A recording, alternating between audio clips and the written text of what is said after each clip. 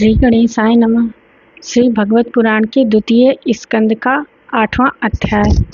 राजा परीक्षित के विविध प्रश्न।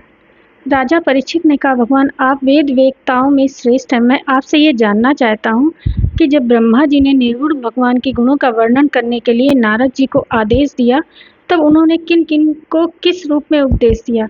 एक तो अचिंत्य शक्ति के आश्रय भगवान की कथाएं ही लोगों का परम मंगल करने वाली हैं। दूसरे देवर्षि नारद का सबसे भगवत दर्शन कराने का स्वभाव है। अवश्य ही आप उनकी बातें मुझे सुनाइए।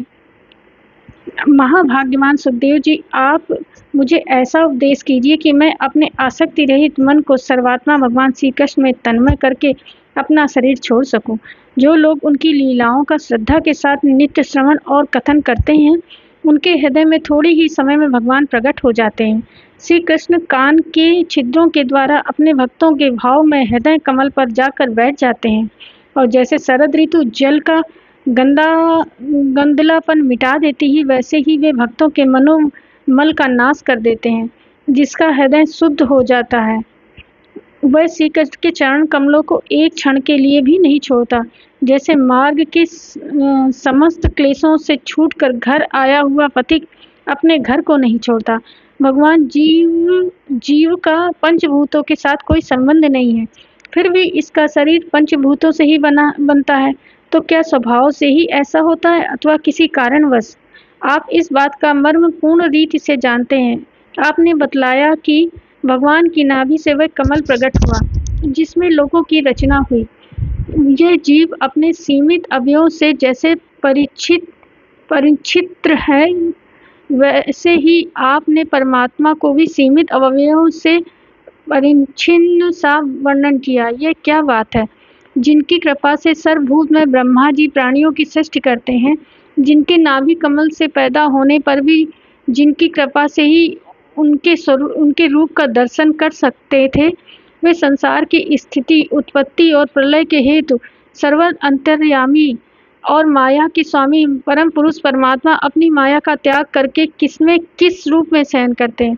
पहले आपने बतलाया था कि विराट पुरुष के अंगों में लोक और लोकपालों की रचना हुई थी, और फिर यह भी बतलाया कि लोक और लोकपालों के रूप में उसके अंगों की कल्पना हुई। इन दोनों बातों का तात्पर्य क्या है? महाकल्प और उनके अंतर्गत अवान्तर कल्प कितने हैं? भूत, भविष्य और वर्तमान काल का अनुमान किस प्रकार किया जाता है? क्या स्थूल देहाभिमानी जीवों की आयु भी बंधी हुई है? ब्राह्मण श्रेष्ठ काल की सूक्ष्म गति, त्रुटि आदि और स्थूल गति, वर्ष आदि किस प्रकार से जानी जाती है? विविध कर्मों से जीवों की कितनी और कैसी गतियां होती हैं? देव,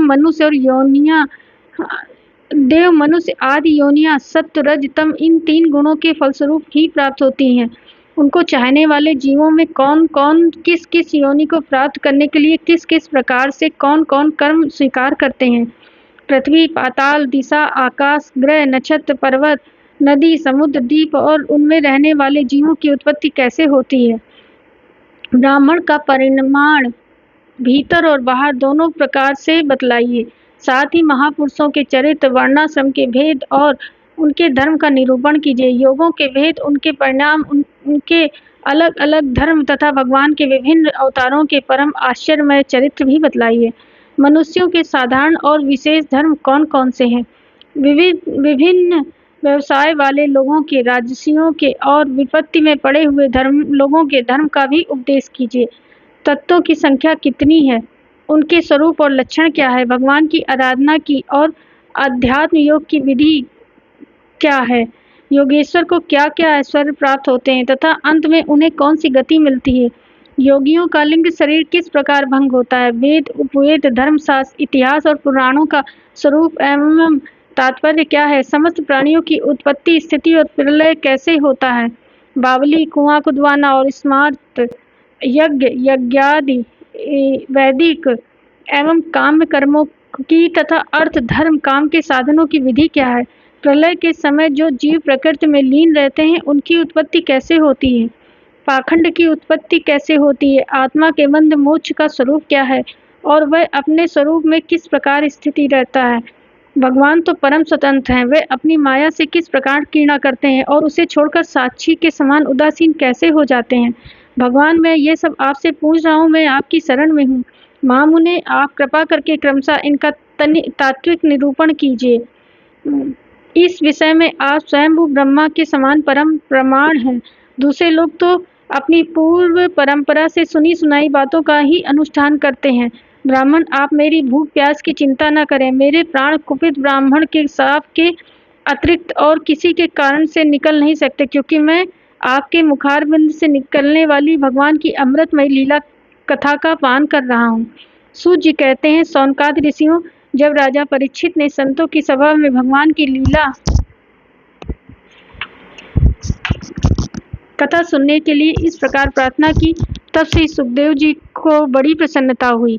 उन्हें वही वेद तुल्य श्रीमद् भगवत महापुराण सुनाया, जो ब्रह्म कल्प के आरंभ में स्वयं भगवान ने ब्रह्मा जी को सुनाया था। पांडु शिरोमणि परीक्षित ने उनसे जो जो प्रश्न किए थे, वे उन सबका उत्तर क्रमशः देने लगे। इस प्रकार 10वां अध्याय समाप्त हुआ। राधे राधे।